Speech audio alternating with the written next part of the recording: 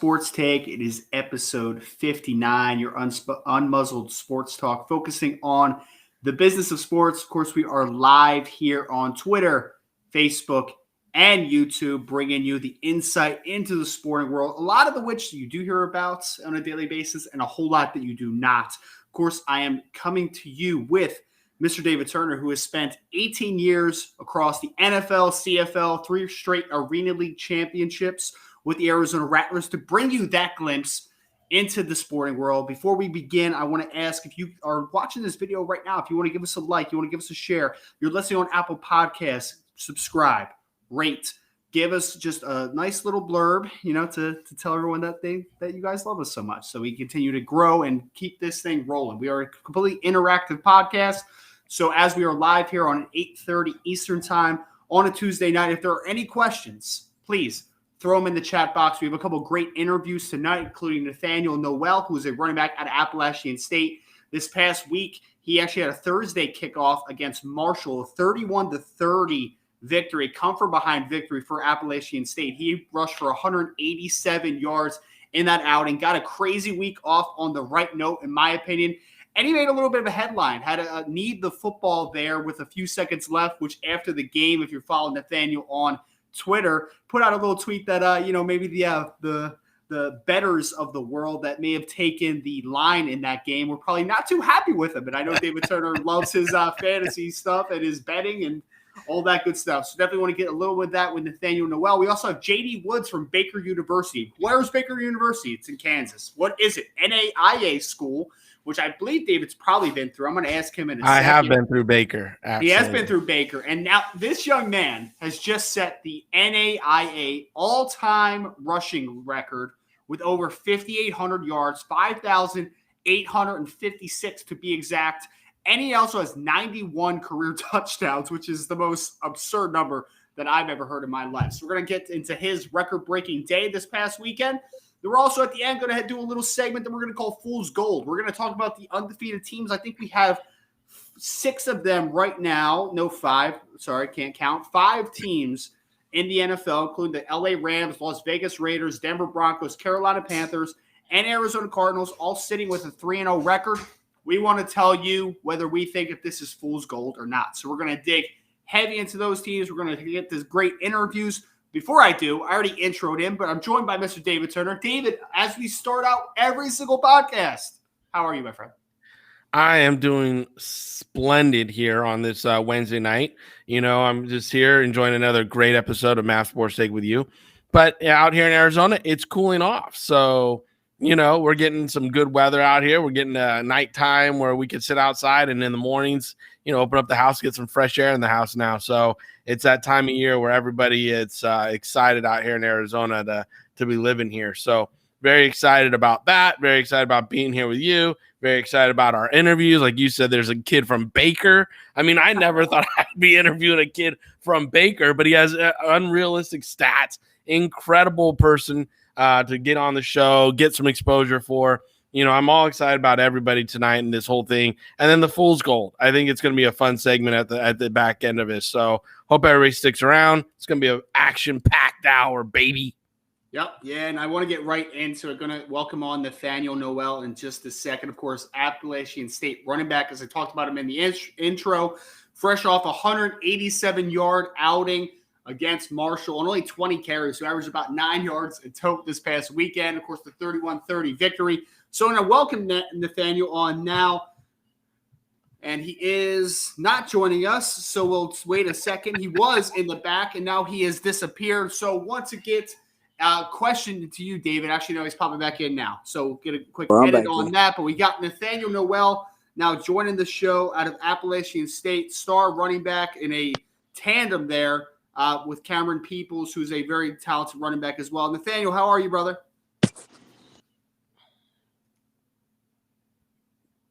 I'm good. You can hear me now? There he is. Yes, we can hear you. Yeah, I'm all good. Awesome, man. Well, we appreciate you for hopping on with us tonight, man. Before we get going here, how's everything been going with you? It's been going great. Season's been going good. Yeah. Well, I want good right now. That's awesome, man. And of course, I wanted to start you off, Nate, because I know just had a phenomenal victory this past week. Last Thursday, 31-30 victory. Kind of talked about it in the intro a little bit. Yes, sir. And I know that we, started off with a bang, come from behind victory.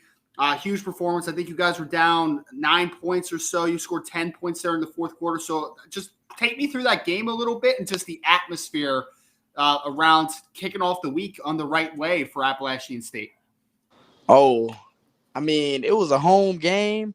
The crowd was into it. The sidelines were into it. It was a great atmosphere. I feel like our fans had a lot to do with our comeback, and also just us knowing what we're playing for. Just all that time again, that all had a part in our win. For sure, man. And what was it like, the preparation for that one, Nathaniel? Because I know Marshall's a good football team. I know you guys were probably prepared.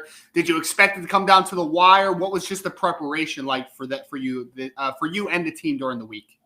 Oh yeah, it was big preparation. It was a big preparation because last year we fell short to them. At their home, we fell short. So this was like a game that we felt like we needed to win. Like, every game we need to win, but this game we just took it a little bit more personal. We knew we had to win. We couldn't leave without a W. Hey, Nathaniel, can I mention really quick? This is a video podcast, so I'm looking at your fan right now, but we'd love to see you. And there you go. well, Nathaniel, we're big fans of you. We were fans of your. We are a big fan. We see you got a big Steelers fan there, but we definitely want to see that smile. By the way, I'm David Turner. It's a pleasure to have you on. I really enjoyed your game this last weekend and everything you do. I mean, you got some very impressive stats here to build upon. Take us through the decision to knee it at the end of the game. Like, what was that? Take us through that little. Well, I felt that, I knew the situation. Everybody knew the situation. And we knew like, if we got the first down, we would not want to really take the touchdown. But we didn't think it would be that early, but it just came really. Like, I really expected to go like 3 more downs at least, but they just I kind of felt that they were giving up and they were like trying to let me score. So as soon as I noticed it,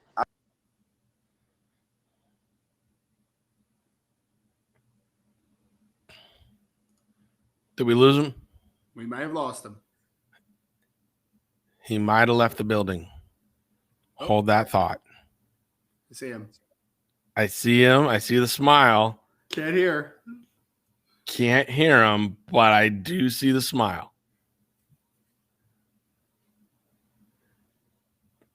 Did he hit mute? Oh, he left. Here he comes. All right. Well, while we get Nathaniel back, David, I know we talked a little bit about in our intro, right? You talked about, you had been through Baker before. How crazy is it, man, just to think about the fact that we're going to have a young man on that has scored 91 touchdowns in your career? Can you take me through maybe a little bit of your recruiting, scouting trails through Baker University? Yeah, Baker's not like when you hit all the time, but it does occasionally have a pop-up. Typically, they're a transfer or they're JC, like a JC transfer that pops up and then dominates or comes down to Baker from a different level. This sounds like a guy who's been there for a while. 91 touchdowns, not something you do in 2 seasons. So, it's a hell of a feat to do that. And as I've been through Baker, it's a very small community, small town. And it doesn't have all the best resources for it. Like, it's not like state of the art weight training and everything. So, for a young man to stay in shape, stay healthy and accumulate these kind of stats, it's an impressive feat. So, I look forward to talking to him about all that. Yeah, no, absolutely. I definitely want to get in with JD. I've actually interviewed JD before, so I'm definitely looking forward to that interview. I think we have Nathaniel back on with us. Nathaniel, can you hear me? I'm back on. Yeah, I can hear you guys now. Awesome, man. I'm connection. Sorry about the connection. Oh, it's okay, man. Unfortunately, we live in this virtual world sometimes where connections fail for us, and it's what it is, man. But you kind of cut out on us a little bit during your last response. So I want to I know David already introduced the question. I want to set the stage for a second because you had the funniest tweet of all time, by the way. This was fantastic about you're not covering the spread, right? I think it was like 7 points or whatever. You would have tuck it in. You guys would have won by 8 points. But so you're up 31-30. You just guys had a nice comeback. You scored 10 points in the fourth quarter. You're now winning 31-30. You break through and you're gone. You're out of there. Could have easily scored. Instead, you decided to take the knee inside the 10-yard line. Would have been an easy touchdown, obviously. Very heads-up play. And I think from a coaching perspective, from a player perspective, you look at it and you say, that's the way you play football. That's smart football. Yeah. And, of course, I'm sure you got some heat on Twitter. Some bettors are like, but you could have got me the points, man. You could have got me the money. So take us through that. Yeah, you could have put us home. I mean, I just felt that, you know, I didn't want to put my defense back on the field. And I don't know, like, I just didn't want to put my defense back on the field and put the game in their hands. And I knew that they didn't have any more timeouts. I didn't want no miracles to happen. I knew the best decision was to, you know, just fall down early, even though that would have probably been my first touchdown of the season. Right. Well, and did you, so situationally, was that something that was just like second nature? Like you knew that was the best decision before it even happened? Or was that something where the coaches had kind of been planting in your head? Like, guys, like we don't want to score. We want to just move the chains and we want to get down. I mean, we like at the time, they didn't really input it they didn't really input it that late because we were really expecting like at least like 3 more plays and a couple more, you know, like a lot more time off the clock. So it wasn't really like instilled in us, but we just I kind of knew the situation. It was 0 timeouts left, and you know I knew it was like under 2 minutes. So I knew as long as we, you know, get some yards, we'll be good. But then when I felt they tried to let me score, I just knew something was fishy. I had to fall. Yeah, I know. I saw the safety at the end there, man. He was just kind of staring at you like, go ahead. You didn't take it, which is very smart. Very smart. Heads up play by you. And I want to obviously highlight the team for a second because obviously I think you're a fantastic player. I know you got another running back that is a fantastic football player. So I actually want to ask you before we kind of finish you out with like what's the next step of the season, what's the season outlook in general. I want to ask you about the fellow running back in that backfield because you got kind of that speed element. I know you're a Florida boy. You are a little bit of a smaller back, but you got that home run threat. And then you got Cameron Peoples, who is a 6'2", 210-pound back. He's got speed too. He's a long strider, but like he's got that physicality to him. Just want to ask about your relationship and how you feel like you guys mesh together stylistically. I mean, I feel like we're both bruisers to the defense in our own ways. I feel like we feed off each other. Like if one person goes in and, you know, does good, then he'll come back to the sideline and it'll be like my turn. But I feel like I got to one-up him. And then it's the same way. When I get out, he'll try to one-up me. Like, we always try to get each other better. Yeah. Drive. And I know obviously he's the older guy of the two. How much has he been instrumental to your development? You being a little bit younger than him just to continue to develop your game personally as a football player? Oh, yeah, he's been big. He's been like a mentor, you know, teaching me certain things and, you know, certain moves. And, you know, even I've been teaching him certain stuff like, you know, you probably could have did this on this play. So, like, we compliment each other. And, you know, we help each other learn and get better. Now, with a 3-1 start, you know, how good can this team be moving forward? Like, you're there every day. You're watching practice. You see how you guys are. You've obviously jumped out to a really good record here to start the season. How good could this team really be? Give us the inside scoop. I mean, I personally feel like we can go the rest of the way without losing. I feel like our mindset is, you know, up there. Like, it's great. Like, I feel like we're focused in practice. We're focused. Like, we're still hungry. We're still hungry until we get the championship. We don't want to lose any more games. We felt like we lost one with Miami. We should have played better. But going on from there, we just feel like we're a whole better team. That experience right there, just like, you know, sealed the deal. Like, yeah, we gotta finish off this season right. We wasn't even supposed to lose. That's how we feel. I feel like we're supposed to go undefeated. Yeah, well, Nathaniel, we really appreciate you taking just a few minutes with us, highlighting obviously your big outing, 187 yards and the 31-30 victory over Marshall. Anything you want to leave the crowd with, whether it's a social media following or just outlook for the team, like whatever you want to leave, we'll give you about 30 seconds for to end this one. Okay, well, follow me on Instagram _Nate the THE great 7. And I just feel like there's a lot more to come during this season. I feel like there's gonna be a lot of records broken. Love it, man. Well, we're looking forward to it, Nathaniel. I know we are. I'm an NFL draft guy, so is David Turner. I'm sure we'll be talking to you in a couple years when you make that jump, but really appreciate you again. Best of luck on the season, and thank you so much for taking a little bit of time with us today. Thank you. Thank you, guys. Thank you very much. Thank you. All right, a little bit of technical difficulties, but as we always do, David Turner, we get through it. We get through it. Battle through it. Perseverance, man. Perseverance is the name of tonight. I know we're going to have our second guest, JD Woods, which I'm telling you, David, I've interviewed this young man before. Fantastic young man. Really excited for you to dig deep into his background that I've already been able to dig deep into a little bit. Before we do that, though, would you be a parent of a high school athlete trying to make it to the next level? If you answered yes, then why not secure coaching from an expert? Here at Maverick Sports Consulting, we work with high school athletes of all sports to create a strategy for the recruiting process. With limited scholarships given each year, having a pointed recruiting plan helps our clients secure their opportunities to play collegiate sports. We focus on your transcripts, your film, leadership, and how to set your goals and create pathways to get to them. Whether you're looking to attend an SEC school or Slippery Rock University, we can support your efforts to get those goals for 2022. Contact us at Maverick Sports Consulting today. So, David, you were telling me about Baker before we got Nathaniel back on. She said there's, once in a while you get a guy. It's not very often. Obviously, they're a small NAIA school. Take me through the school, though. I want to see, when David Turner is rolling up to Baker University, man. What's the campus like? What's it like out there? Because I honestly have never really been to an NAIA school, so I don't know what the facilities look like. I don't have any background for that. I hate to use the word, but it's the most fitting word. It's a quaint university. It's just kind of, there in Kansas. It's nothing like imposing or where you're like, oh, good God, like this is awesome, or or the other way. You're not like, good God, this is terrible. It's just a quaint little college town, little college place to go enter into. I enjoyed the visit. The coaches and the staff, the administration were always really nice. Very accommodating. They get you set up on your film. You get all the access to the players if you want them to come over and talk to you. You get access to the coaches and training staff.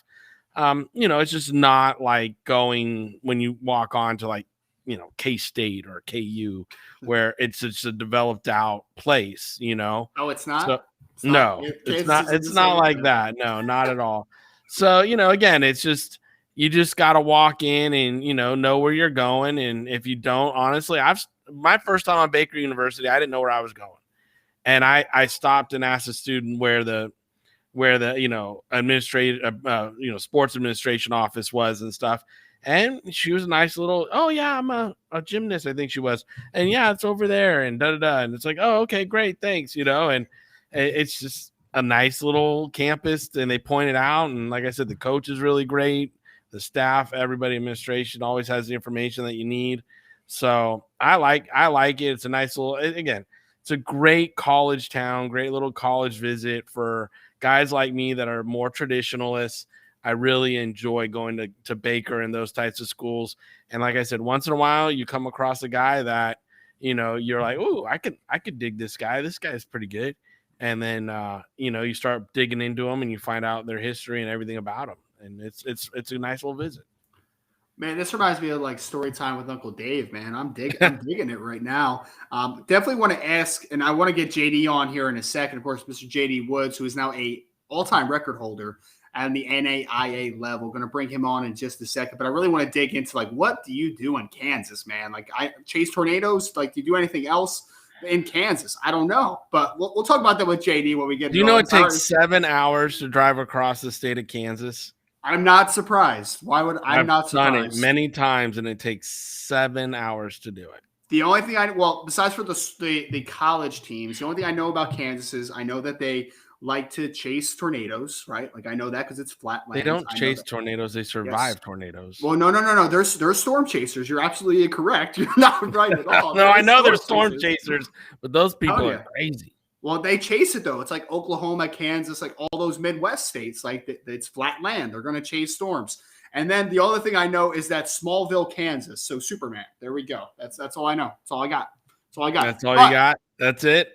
That's all I got. But what I do know, Mr. JD Woods is going to join the show with us right now. JD, I saw you laughing backstage, man. So I appreciate the little bit of humor there. Of course, now the all-time record holder, over 5,800 yards rushing, also 91 career total touchdowns for Baker University, and NAIA record for rushing. JD, how you doing, brother? We haven't talked in a couple months. How's it going? It's good. It's good. Finally, good to have fans back in the stadium for once. How was that, man? I know we have a bunch of questions we want to ask you, but what was it like just getting that place rocking a little bit? It was cool. Obviously you guys have probably never been to Baldwin, Kansas at all, but I'm sorry, what? Here, what? Like JD, huh? let me I've been there. I know that stadium. I've been to school there. I was a scout for the Panthers, and the whole state of Kansas was my territory. So I've been there. Yeah. And if you have, it's like on Saturdays, it's Liston Stadium's rocking. And it was a cool experience, just to like see all the fans back out there. The students were going crazy. So it was super cool. Our first game was at Culver Stockton. And I don't know if I've ever been in such a packed environment since I've been at Baker, with fans being back. So it was pretty cool. That's awesome, man. And I know, obviously, JD, I had gotten a little bit of the insight into your background, obviously, when we did our interview a couple months back. But I want to take it to the next level for the fans, for the listeners that are listening. For David, of course, it's kind of getting the first background of you, like in-depth background anyway. Take us through how you ended up at Baker. I know you had to stop along the way. Just highlight just kind of your journey so far right now. Yeah, I remember last time we talked, I went to Missouri Western State out of high school, St. Joe in MIAA. Obviously things didn't go too well there, coaching staff changed. And I just felt like it wasn't the right fit. The offense wasn't, my style of offense. I'm a guy who I want to touch the ball like 20, 25 times a game, and up there they were spreading it out. There was like 3 backs touching it like 10 to 15 a game. So I'm like, man, I can't do this, so that happened a little bit, and the coaching change happened. And then when my sister, got sick, that played a big part for me. So I came back close to home, and hey, we're here now. Love it, man. No, like tell us now. I gotta ask this question really quick because it comes up a lot when players that we're interviewing change schools because of coaching staff changes. How much does getting recruited and you making a decision based on a certain, is it on the certain style of offense? Is it on the academics and the school and what the school brings, or is it truly about a certain position coach coaching you, getting you ready? For me, I think it was more of the connection, my head coach, Jason Thorne, he's a Lawrence guy, he played at KU, all Big 8. And him and I had a really good connection. My offensive coordinator at the time was Jake Morris. He coached Pat Mahomes at Texas Tech with Cliff Kingsbury. So, I was a little familiar with how I'd be used. He blew my phone up. It was terrible. At one point I wanted to block him. I was like, dude, you got to leave me alone. I'm like, man, like, give me some time. It's a cool process. You go through it again, just like a high school kid. And you got all these coaches blowing your phone up and stuff. And at the time, I'm in the summer, so I'm hanging out with my friends. I'm like, all right, I'll get back to it. And then time started ticking, and my mom goes, you got to make a decision. And at that moment, I was like, do I want to go D2 and sit out another year, or do I just go NAIA? And she looked at me and she was like, you got to get on the field. And Baker was the right spot for me, just with academics. I knew I'd be in smaller classrooms. I'd be around guys who wanted me there. I wanted to be somewhere where I felt appreciated and wanted, and Baker just felt like home. And it's, I stay at home still. I commute every day. It's 20 minutes for me. So, yeah. Now, can you please tell Ryan that people in Kansas don't chase tornadoes? Like, you guys, they survived. They chase tornadoes here. They're crazy. Oh, what? People in Kansas, we had a tornado 2 summers ago, and people were chasing them. I was like, you guys are crazy. Like, the whole town was freaking out, and people were just videoing the tornado going by their house and stuff. And I was like, all right. Well, David, I remember them videoing it as it goes by their house and stuff, but I don't remember watching people chase the tornadoes when I'm going through there. You ever seen the storm chasers? They do that. That's real. That's a real thing. That's just insanity. Like, that's just you never seen the movie Twister apparently either with I've seen that movie. It was a terrible movie, by the way. It was awful. It wasn't a great movie, but they were in Kansas. That movie was so it should never have been made. That movie was just. I mean, come on. That was just, this is a movie podcast. It's not a movie podcast, Well, we can get into movies, can't we? I mean, geez. We're talking about storm chasing right now, so it's always possible. So tell me about how many of how was the experience navigating the COVID pandemic? I mean, being, that's where kind of where we're coming out of. What was the difficulties in what did it present you as a player and the team? I think it made us all as a team. We became closer, to start the season off. We were in fall camp for during COVID season we were in fall camp for almost a month or 2.5, it was just rolling and rolling. Games kept getting canceled, and we were wondering, we're looking at coach like, are we going to play a game? And during that time, all of us, we're around each other so we can hang out, obviously, but we can't see any other people. So it made us bond a little closer. And I think that was one of our best years. We went undefeated going into the playoffs. Obviously, we played that in the spring, with COVID. So we came back in the playoffs, and some guys had graduated, so they had to move on with their life. And, COVID was one of the craziest things that I've ever experienced on a sports base, because the testing all the time, I hated getting my nose dug into, and it was just bad overall, before the playoffs, before bus rides and stuff, it was terrible. But overall for me, it helped me a lot because I was able to sit there and focus on what I needed to get better at, which was learning how to read defenses, learning how to make a move at certain times and how to run routes. I was able to take all that time and get my body in better shape and focus on getting healthy, Yeah. And I know that's obviously very important, especially for running backs, just keeping that body as fresh as possible, because it's obviously a very daunting position. You mentioned it, you want to carry the ball 20 to 25. I want you to boast about yourself though for a second, JD, because I think there's going to be a misnomer about you when you come out, because they're all going to say NAIA kid, right? Like, who has he played? Who these linebackers that he's going to play are going to be working at Walmart next year, like they're not dudes. But then you talk about yourself. Why do you got to go to Walmart? They're not a sponsor. They're not a sponsor. I think that's what they do. Don't be mentioning places that aren't sponsors. Okay, so next year, all these guys are going to be chasing storms, right? And JD Woods is going to be trying to make his career, making his living. And I think that you have the ability to do it, one, because you're a well-built young man who I think the background was, again, like a 10-4-1 in the 100s. So, we're talking about, some legit juice here, and we're talking about production. And in my opinion, and I think it's most people's opinions, for the smaller school guys to make that jump potentially to the next level, they need to dominate their competition. And there is no question that to 91 career touchdowns that you have done that. So tell us, just paint the picture for people that haven't seen JD Woods. What type of football player are you? I'm a team guy, I could sit up here and do it, and I've learned, I did it a lot. And just as I've gotten older, I kind of realized, and my offensive coordinator, he was at Minnesota a lot, and he always told me, he's like, you got to be humble. You got to be humble. So without my team, obviously I wouldn't do it, but the film doesn't lie. You know, you can turn the film on and tell from what's going on here, what's going on there, that I can play football with at any level. You know, it was just, I took a different route than a lot of people.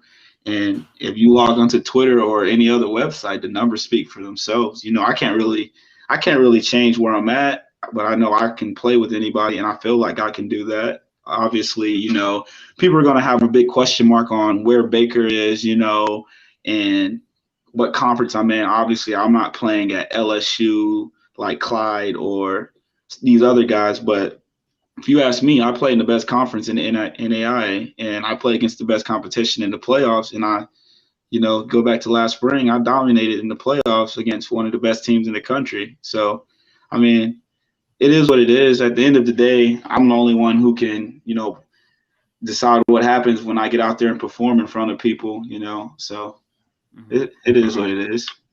Yeah. And now, for those scouts that are sitting out there, they haven't been to Baker yet. Tell them, give them the stats. Give them, like, how tall are you? What do you weigh in? I'm 5'7", 5'8". I literally just got out the shower and weighed. I was 198.2. So I'm right where I want to be. I want to be in that 195, 200 range. So I'm moving well. I feel a lot faster and stronger, you know, because I was 210, 212. And I didn't feel comfortable. I felt like I had lost a step.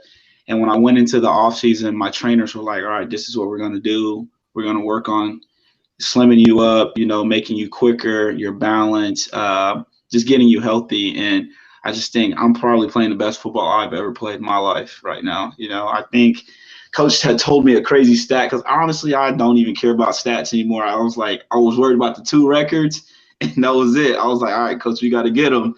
And then he told me, he was like, you got 15 touchdowns in 5 games. I was like, what? Really? So, you know, it comes with winning. You know, the touchdowns come with winning, the yards come with winning, and that's what I've been focused on. I came back to Baker for one reason, that's to go to North Carolina and win a national championship. Now, that all being said, obviously taking it to the next level, NFL level, you're going to be playing special teams. Do you do punt returns and kickoff returns? I do punt returns and kick returns. First kick return of the season, I returned it back to like the opposite 40, and they just stopped kicking it to me after that.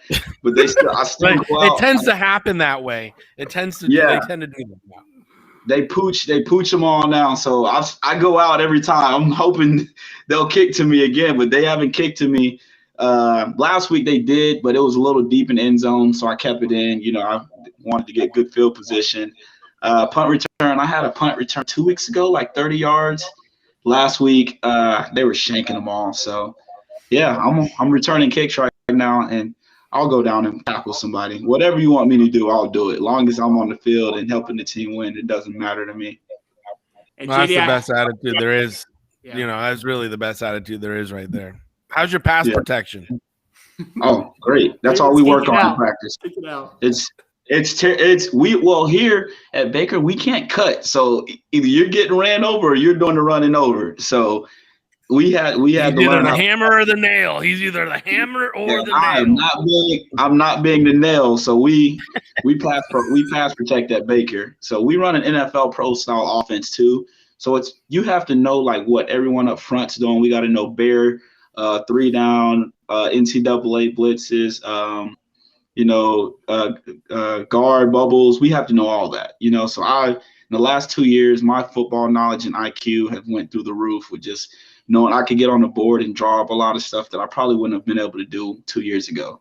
So the coaches have really helped me out, putting me in a position, you know, to succeed. And if the time comes, I'll be ready for it. Not if, when. Yes, when. Yes, absolutely. Sir. JD, we would definitely want to get into the record-breaking day in the season so far. But since David's geeking out, asking about pass protection and sizes and all that stuff, I want to go there for a second. Because you mentioned pro-style offense. Give us a glimpse into what type of running you're doing as far as schematically. Are we running a heavy inside zone? Are we doing outside zone? Are we running gap power? Are we pin and pulling? Like, what is the running scheme look like for Baker? For us, we're more, you know, we got our offensive line is all freshmen except one guy, and that's our center. So, they're up front. They came in learning the offense because we lost everyone except two people, but one kid went to defense because we needed some D linemen. So it was a little different, the first game trying to get everybody moving. So we were kind of running toss and stuff a lot, but we're back to what we do, and we're right up the gut. We're 4, 5, 6, 7, and we're running a lot of power, with guard pull and fullback up in the hole, which is what I like. I like running inside because no one's blocking outside. The receivers, they block, but they'll get a little lazy sometimes. So, I like running behind guys who want to hit someone. So for us, we're more of a straight downhill 42, 43 type team. We're just powering it, and that's what I like. Love it, man. I love it. And kind of getting into the season so far, obviously we're happy to be back to a normal season. What has this season been like for you so far? Obviously leading up to the big day. We're going to ask you about that in a second, but just so far, what is the experience like getting back to normalcy and getting back to what looks like a full slate of games? It's honestly, it's really, really, it's more relaxing than it's ever been. It's like Christmas. You're back, like you finally get to play a full season. Like last year when we talked, we had only played 6 regular season games plus the 2 playoff games, So now it's like we're playing a full season plus the playoffs. Just coming into the season, it was like everyone got to be with each other again. We were able to have a team bonding, get to know each other, which last year we weren't able to do. We started the season off, we were 2-0. We lost the turnovers, killed us at Grandview in Des Moines. We fumbled twice, threw a pick inside. We turned the ball over 3 times inside the 5, and they scored on 2 of those. So we spotted them 14. We lost by 17. So, ball protection got to be better. But other than that, I think we got the team to do it. This is probably the best team I've been on since I've been here. We're deep at all positions. We can go 4 deep at running back, but we don't. So, I can't. It's just how it is right now with me being there, and we have a good running back in Jordan Green. He's a backup. Fullbacks, we're deep. We can go 7, 8 deep at receiver. Tight ends were good. I thought he was about to say 7 or 8 deep at fullback. I was getting all excited. I was like, no. We got 2. We got 2 fullbacks that we rotate, but we can go. Oh, you got me all excited when you went 7 or 8 deep. I thought you were going to say fullback, and I was going to just jump out of my chair. I was just like, that's my kind of play. Let's go. Yeah, no, we got some guys, who can all touch the ball. I think crazy stat he told us, we've had like 14, 15 guys touch the rock already, like with receptions at that. So it's cool just being able to, know we can score when we want to and need to, because we've been in some close. First game was close. It was a shootout, and defense is doing their thing. They always do that. They're always top 5 in the nation. So, yeah. Well, let me ask you about this. Going into the game, did you know about breaking the record? Did you know you were like right there? And, what was it like in the moment that when you did break the record? Man, I honestly can't even lie to you. Yeah, we, so my head coach and I, him and I are super close. We had on his board how many yards I needed. And coming into the season, it was like 449, and I needed like 5 touchdowns. So knocked the touchdown record off right away. I had 4 touchdowns against Culver Stockton, came back and had 4 the next week against William Penn. So I'm like, okay, we got that out the way. And then, the yards started coming, and he was like, he got to Saturday, and he looked at me, he goes, you need 24 yards. And I was like, 24? So I got all excited, and then first half we played terrible. We had 1 yard in our first quarter. We didn't have a first down. So then he was like talking to me. He's like, you're running kind of soft. Got me going. So then that one little word, that's he ended up running for like 150 and 3 touchdowns after that. So for the last 3 quarters. So yeah, he on the run, I knew I was close because I had broke, like after he had called me soft, I broke like a 19-yard run or something. So I was like, okay, I need a couple yards. And then I came back, had like a 2-yard run, and then I got a first down, and that's when they announced it in the stadium. And I was like, this is crazy. And they took the ball right off the field and threw it to my coach, and they saved it for me. I actually got it right here. Next, I got the touchdown ball and the rushing record ball. So, yeah. Those are awesome. That is awesome. Really is. Yeah. Well, no, I can't wait to watch you play at the next level and everything. I mean, your size, your weight, your speed, all that stuff reminds me of like Maurice Jones-Drew when he was coming out of UCLA. Now, obviously, different competitional level, but your size reminds me similarly of what that and your versatility to be a punt returner, a kickoff returner, which he did. And then, like you said, you'll fly down and play a gunner or something to go play on kickoff team at least, if not on punt team. So, you got an ability to play core 4 plus. If you're in a pro style offense like we know Baker is, and can step up and get your nose dirty in pass protection, it's obvious that you're doing everything you can to build your resume for the next level. So good luck, and I really appreciate you coming on tonight. Thank you.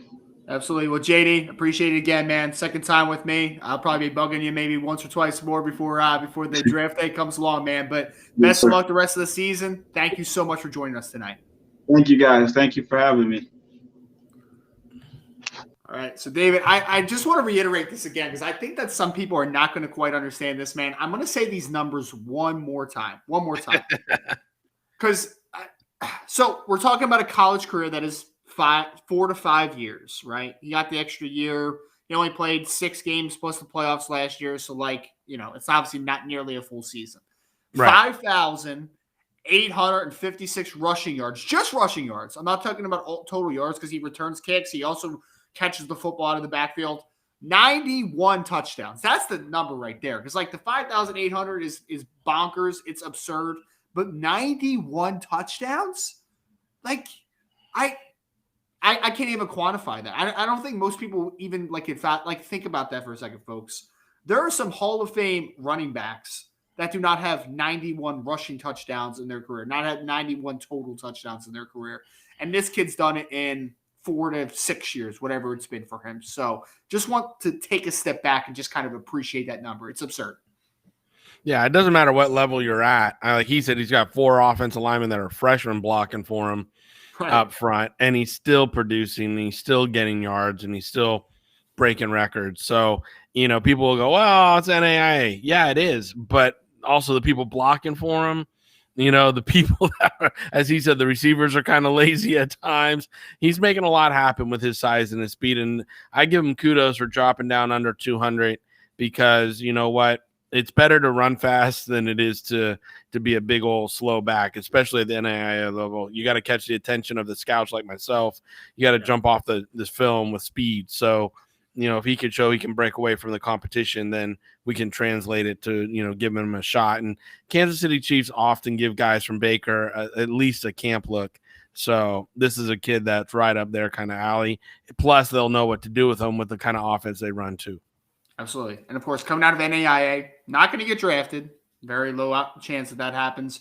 But with that production, with this, I think he's going to test exceptionally well with his running style. Get him into camp, see what you got. All right? So, J.D. Woods, of course, star running back out of Baker University. Going to go into some fool's gold with these undefeated teams. Before we do, have you secured any sponsorships with your name, image, and likeness yet? No. What's keeping you from earning that money or gaining products today? Probably access to companies. Maverick Sports Consulting can connect those dots for you. We believe in the power of athletes making a living off of their own likeness while going to college. If it's simply that you don't have access to companies, don't let that keep you from being successful. Contact us today at Maverick Sports Consulting so we can help you navigate your path to gaining corporate sponsorships for your collegiate career. An athlete's earnings potential is unlimited. Why wait until tomorrow to start earning today? It doesn't matter what sport we play. You could play volleyball. You could play football. You could play golf. Whatever it is, we can help you. We help all our clients achieve their goals. Just contact us at MaverickSportsConsulting.com. TikTok, the clock is ticking. All right, David, so moving into our final segment. Of course, last week we talked about what is the panic meter on some of these winless teams. So we want to flip the script a little bit. We're going to go to the other way. We're talking about the undefeated football teams after 3 weeks and whether we think that it might be a little bit of fool's gold or if we think that this is legit, this is sustainable, this is a good football team. So I want to start with the Los Angeles Rams because – Of course you do. Of course I do. Don't worry, we'll get to one of your former, actually a couple of your former teams that you've worked for here, actually. Yes, but sir. We're going to start the Los Angeles Rams, who are fresh off of a 34-24 victory over the defending Super Bowl champions, Tampa Bay Buccaneers. And if you watch that game was not even that close. The 34-24 is they scored a touchdown late. That game was decided handily there in the third quarter. So I obviously, David, I think this is legit. I do not think this is fool's gold for a lot of reasons. One, that defense is very good. It's very good. Aaron Donald up front, Jalen Ramsey at cornerback. You have two of the best defensive players in all of football on your defense. Offensively, let's call it what it is. Jared Goff is a passable, solid NFL quarterback, but he has extreme limitations. For me, you now have Sean McVay, who is a brilliant offensive mind, paired with a ultra-talented Matt Stafford at quarterback that is just unlocking the potential that the Cooper Kupps, the Robert Woods, and the rest of this offense has. They could have scored more points than they did than 34. They were humming on offense. They kind of, took the foot off the pedal there in the fourth quarter. So I'm buying into it, man. Hopefully they don't break my heart, but this is definitely a playoff team. This is a legit Super Bowl contender. I'm buying full stock into the Los Angeles Rams. Yeah, I'm buying this too. I think out of the 3 NFC teams that are undefeated, this is a team that I don't think is fool's gold at all. I think, like you said, they brought in Stafford. They added that nitrous to that offense. His arm is live. He can make throws from all sorts of levels. It's just amazing. I think they have 9 touchdowns to 1 interception so far this season. Their defense has given up 2 passing touchdowns while intercepting 3 balls. They've given up 4 rushing touchdowns on the ground and only rushed for 2. They still got to work out the kinks in that rushing game. I think to be there in the end, as we all know, late runs, you got to have a good rushing game. I mean, not that they're bad, but I think they're only averaging like 3.3 yards a rush right now. They definitely need to pick that up and get going a little bit more to ultimately be where we think they can be. But putting Matthew Stafford, with Cooper Kupp and Woods and Deshaun Jackson and Higgy, I think it's just, you're seeing the results. It's amazing. And then the defense gets to pin their ears back and pass rush, they really do. They get to pin their ears back and pass rush. And I mean, that's just a dangerous place because you got Aaron Donald with his ears pinned back. Only the best player in the NFL. Only the best player in the NFL on that defense. Yeah, I mean, geez, when he gets a lead in the fourth quarter and he just has to rush the passer, woo, look out. Dude, they were putting him in at a defensive end, like playing him like a legit 7-tech during that game. Did you see that? Like all 6 foot, 280 pounds of him. I'm like, that is the weirdest thing ever. But he beat the dude off the outside track, dude. I'm like, he's so quick. What can he do? What can he do? He's so quick. Again, he's so quick. And, this is a team that, if I remember correctly, and let me see if I can pull it up real quick. But this is a team that schedule-wise, they played the Bears. Okay, the Bears are not that good. Indianapolis was supposed to be good, right? And they still have a legit running game, and now they got tested with Tampa Bay, who came rolling in at 2-0.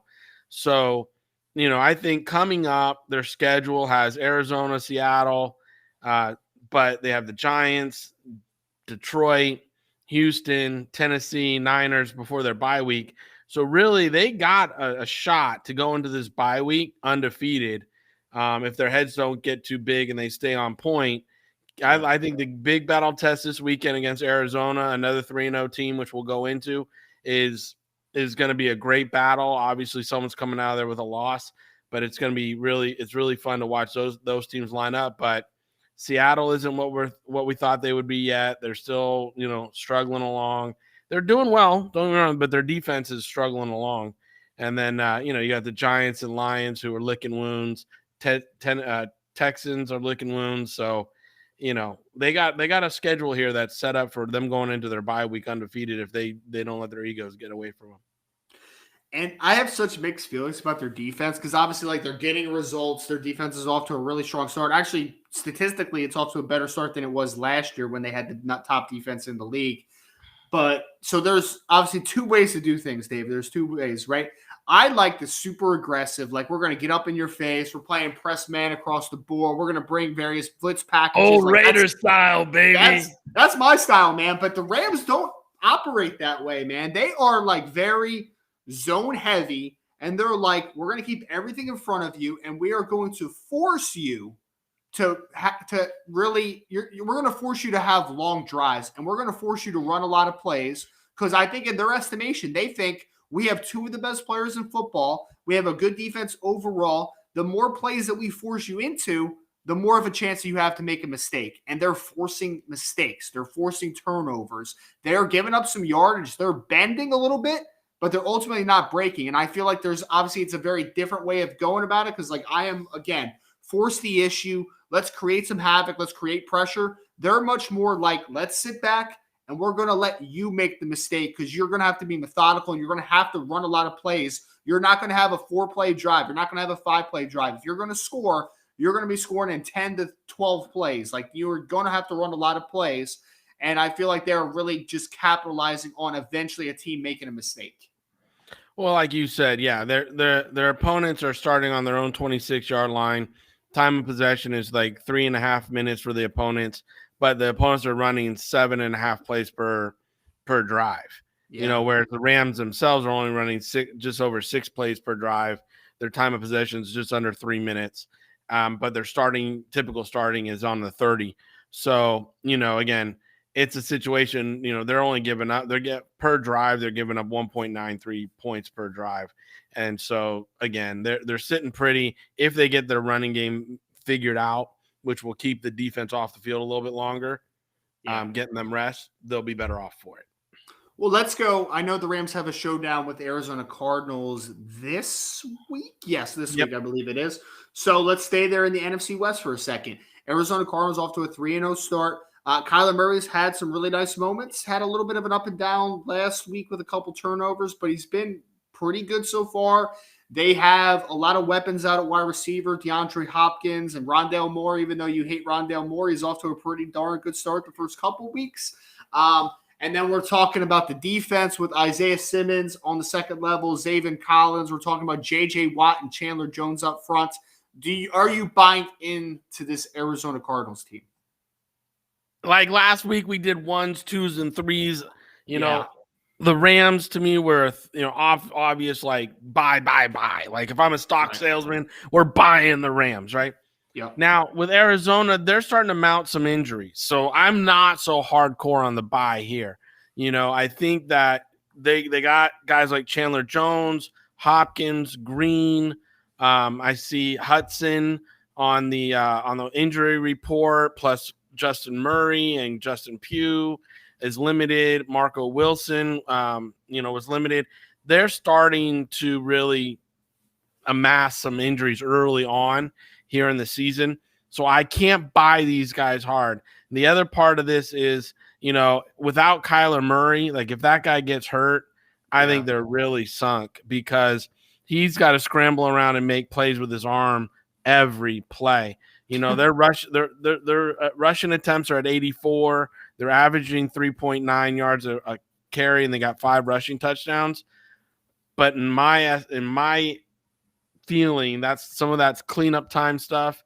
It's not like they have a dominant O-line pushing people around. They have 102 attempts already for passing. They have 7 attempts. Now, Kyler does have 4 interceptions to his 7 touchdowns. Yeah. That's all. I'm not a hard buy on this.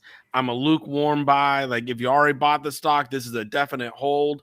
Don't sell it because it's again, they have some good things working out here in the desert for sure. But for me, the opponents, they have some momentum. They have some juice on them a little bit. Jacksonville should have been a lot easier win, in my opinion, than it was. The defense came up big, got an interception for a touchdown, I think it was. And then, Jacksonville? Yeah. they kicked that field goal at the end of the game or in the end of the half, and then it went back for a touchdown or something. So it's just like, kick 6. Yep. Yeah, kick 6. It's just like that was just a poor decision by the Jaguars and to even attempt that kind of thing. 70-yarder, right? 70-yarder. Dude, it was something ridiculous, and the kicker had no range to do that. But again, you look at this, they beat the Tennessee Titans week 1. That was a great victory. It was really, honestly, I love watching that game. It was a great hard-fought win. Week 2, they beat the Minnesota Vikings, who, again, I think the Vikings are 2-1 now. So good victory. Jacksonville, to me, 31-19, but I think they should have been a little bit more. I think, honestly, they could have been a little bit more impressive with their victory there. All that being said, they're 3-0. I think this is a solid team. If the injuries isn't their Achilles tendon, this team can go a long way. Coming up, they got the Rams, but here's their schedule. They have the Rams, Niners, Cleveland, then they get Houston, then they have the Packers, Niners again, Panthers, and Seattle into their bye week. So they got the teeth of their schedule coming up here, and it's going to be a long road from weeks 4 to 11. Their bye week's not till 12. To really see what this team's about. We're about to, they're about to have to figure it out for sure. Yeah. So I think the Cardinals have a really good baseline. I think they have a good core to work with for sure. I'm calling them fool's gold for one simple reason. I'm not going to go into heavy analysis here. Until Cliff Kingsbury wins more than 8 games in a season, not buying into it, man. Like, he was not a good coach in college. He's a great offensive mind. There's no question. If he's more offensive coordinator, then we're cooking with grease. We can do that stuff, man. But the most wins he's ever had as a head coach in college or in the NFL is 8 wins right now. Until he gets over it, I'm not buying it. So I am saying Arizona Cardinals are a little bit of fool's gold. I think they have the talent to do it. I'm not sure the decision makers up top, the coaching, because we know in the NFL especially, where parity is so high, coaching matters. Coaching absolutely matters. So I am selling them to that. Well, yeah, if you listen to Patricia Trainer's podcast with me this week, you'll know what I think of the New York Giants football team's coaching. But we're not there, so keep going. Who's next? We're not going to get there either. We're not going to get there. So Carolina Panthers. Sam Darnold resurgence, the rebirth. Everything looks great. I know McCaffrey got hurt this week. DJ Moore's banged up a little bit. I think he's going to be okay. We got the young defense playing pretty well. Jeremy Chin and Brian Burns. JC Horn, though, now out with a season-ending injury. If I had to start this one, I'm going to say that this team is in a good position moving forward. They have a lot of young pieces. I like a lot of what Coach Rule is doing. If they can keep Coach Brady moving forward for the next couple of years, then hey, man, I think this team is in a really good position with a nice core. But they are fool's gold right now just because I think the injuries are going to start to take the effect here. And I just think that they're a young football team. I don't think they're ready for prime time just yet, but a great story. And they're going to end up probably somewhere around 500. And I think that they're going to be a good football team for the rest of the season. But I think they're a little bit of fool's gold in the sense of I don't think this team is a legitimate playoff contender, a Super Bowl contender. I am selling that part of it. I think they're a playoff team. And I said it before the season, they were going to surprise some people. I really do. I think they're a playoff team. I don't know if they're a Super Bowl team. And the next 3 games without McCaffrey are really going to tell us what they are, heart and soul wise, because they have Dallas, Philly, and Minnesota right in a row. And 2 of those games, they go to Dallas, but then Philly and Minnesota are at home. Then they're back on the road to the Giants and Atlanta. So they have winnable games coming up, over the next 5-6 weeks. If they win. If they Dallas and Minnesota are going to be the test without McCaffrey. If they can win without McCaffrey at Dallas and at Minnesota, that will say a lot for this team. Well, obviously the Giants and a couple of those. Would you say Giants and then who? Giants and Falcons, right? They have the Philadelphia and they have Giants and Falcons. Yeah. So Giants and Falcons should both be wins. So if they win 2 of the next 3 and then go into that 2-game stretch, then maybe I buy into it a little bit. I just think with a young team that they have, the injuries are going to kind of take their effect there. So moving on to David's favorite team, Las Vegas Raiders. Derek Carr is off to a fantastic start. Darren Waller, of course, is a very good tight end, one of the best in the league. Defense is playing lights out right now. Max Crosby and the crew are playing very good football, better football than most people probably anticipated. David, I'll let you start here. I honestly am still trying to make up my mind on this team. I'm not sure if they are fool's gold or not. I'm still kind of connecting the dots. They are an odd team. Do you think that they are fool's gold, or are you buying into them a little bit? You know, they've taken two victories to OT. They've made us sweat out a couple here. Last week against Miami, they had the lead, I think, with 1:30 to go, 8 points. They gave up a touchdown and they gave up a 2-point conversion to allow Miami to take it to overtime. Both teams kicked field goals, and again, they got in position to kick another field goal to win it.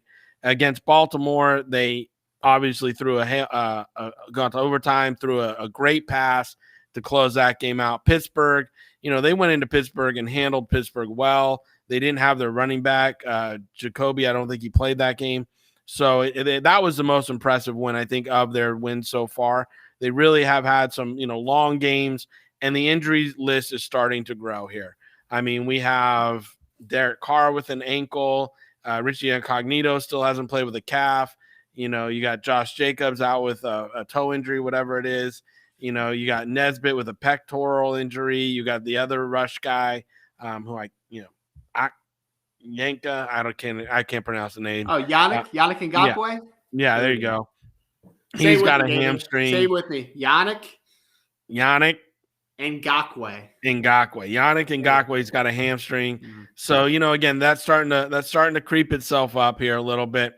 I love the Derek Carr to Waller to Renfro to Ruggs. He's using all his weapons when he's throwing. He's got 6 touchdowns to only 2 interceptions. The defense has held all 3 opponents to just 2 touchdowns passing. Now they've given up 5 rushing touchdowns, which is something and they're giving up 4.8 yards a rush. Oof. So they really have to knuckle in their rush defense, get that a little bit better. But again, the offense gets them a lead. They're showing they can do some stuff, and Crosby being clean and sober, God bless him for doing that and making his life better. And he's really, really showing the talent that he holds inside.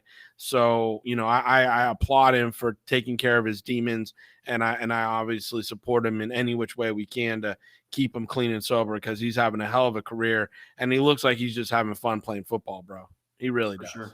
Yeah. Well, now I interviewed Max when he was coming out of Eastern Michigan, and he was a fantastic interview. I'm also happy because he was a really nice person. So I'm glad that he's kind of, dealt with some of those demons, and he's been able to come out on the other side seemingly, and he's playing the best football of his career he looks fantastic so far. Legitimate, Pro Bowler potentially, defensive player. Oh yeah, earlier. I mean, he keeps really it up for sure. And now this week they got the Chargers, they got the Bears, they got the Broncos, Eagles, and then their bye week hits in 8. I think that's a perfect bye week for this team because again they're already nicked up a little bit. And then coming out of the bye week, they get the Giants, they got Kansas City, then they got the Bengals. So they got some winnable games going into and coming out of the bye week. This is the big one against the Chargers this weekend. Let's see how they pair off against the Chargers. And then in 2 weeks, they got to pair off against Denver. 2 big, and they're both away games. They're at the Chargers and they're at Denver. So let's see how they do against those 2 teams coming up. Well, and Denver's going to be the last team that we talk about. But I would say that the reason that I would sell the Raiders a little bit is because they're in that division right now where the Chargers look very much improved. Denver looks very improved. And also Kansas City right now is in 4th place in the division. You got to think Kansas City is going to come back now. They're starting 1-2. That roster is just too talented. And you got Pat Mahomes, a quarterback. So I think it's just going to be a little bit of back and forth in that division. It might take its wear and tear. And then honestly, Derek Carr's playing really well. Buying into Derek Carr a little bit. I think he's playing good football. There's no doubt. The offensive line, I'm not buying into as much, man. They had a lot of turnover this offseason, and I will keep saying this, and I don't care who this offends. Alex Leatherwood should not be playing right tackle. He is a turnstile. He's a turnstile, brother. He looks bad. I am not a PFF guy, like Pro Football Focus, as far as their grading and stuff. Right now, he has a 30-something grade, which is like the putrid of the putridest of grades. And if you watch his film, you're kind of like, yeah, that kind of matches up. That makes sense a little bit. So Yeah. Well, and also he's lead. I think he's leading the offensive line in penalties. He's averaging 2 a game, as well as and when you watch him play, I think it was 2 games ago he tapped out and he just said, I got an oblique injury or something. You're getting your butt whooped all game, so you were just like, I'm tapping out, I'm out of here. Well, and they were like highlighting him early in 2 weeks ago in the game. It's like, oh, look at this great run blocker. And then you see him in pass protection, brother. And it's just like, that's not good, man. Like, that's bad. Because he tested like this phenomenal athlete. He's got length, all this type of stuff. Just like his feet are so lazy in pass protection. And he just reaches so much. He lunges. It's ugly, man. It's very ugly. Last team we want to get to, Denver Broncos. Teddy Bridgewater is playing way better than I ever thought Teddy Bridgewater Teddy would play. B, baby. He's playing well. I mean, hey, I called it. I said Teddy B, baby, and you were like, relax, get out of here. He's average at best. He's average. He is average at best, but he's had a great 3 games to start the season. So I will give the hats off to Teddy B. I will tip the cap. He's playing phenomenal right now the first 3 weeks. I'm selling it, though, because I don't think that for a full scope of games, I don't think that Teddy Bridgewater is a great quarterback. I think he is solid, manageable. That's all well and good. But they also have some injuries that they're dealing with. Jerry Jeudy's out for an extended period of time. That defense, I think, is good. Vic Fangio is always going to put a good product defensively out on the board. But they just don't have a great quarterback to me. If you don't have a great quarterback, I think that you're a little bit of fool's gold. And, again, in that division that has seemingly – the Raiders improving, has the Chargers improving. And again, you got to think the Kansas City Chiefs are going to make a little turnaround here after starting the season out a little rough. I am selling the Denver Broncos. Sorry. I'm selling too. And I hate to say it because I love George Payton and I love this team. I love a lot of people that work there. It's a good roster. But I have to sell it because, look at their opponents the first 3 weeks. 0-3 Giants. 0-3 Jacksonville or 1-2 Jacksonville and 0-3 Jets. So I mean, again, it's just you're looking at opponents that are really just chop liver at this point, and they've only given up 26 points in the first 2 weeks. They had 27, 23, and 26 points scored on these defenses that really they should have ran up the scores into the 30s and 40s on at least Jacksonville and the Jets. So the teeth of the next 5 or so games, they have Baltimore, Pittsburgh, Raiders, Cleveland, Washington, Dallas, Philly.